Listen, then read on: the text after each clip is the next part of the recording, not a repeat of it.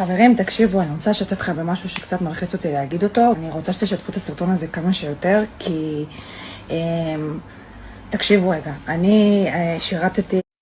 חברים, תקשיבו, אני רוצה לשתף לכם במשהו שקצת מלחיץ אותי להגיד אותו. אני רוצה שתשתפו את הסרטון הזה כמה שיותר, כי...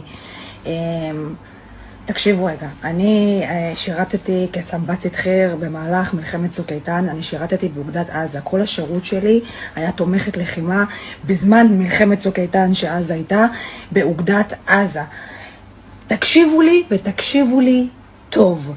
אין מצב בעולם שיכולה להיות כזאת התקרבות לגדר, אוקיי? מבלי שאנחנו לא נדע מזה.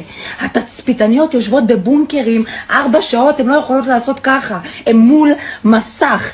לא יכול להיות מצב, שום מצב, שהיו מעירים אותי בלילה על יונה, על חסידה שהתקרבה לגדר, על מקק שעבר מתחת לגדר, היו מקפיצים את כל הגזרה. איך נכנסו עם טרקטורים 400 איש ואף אחד לא שם לב? זה לא יכול לקרות, תבינו, זה היה התפקיד.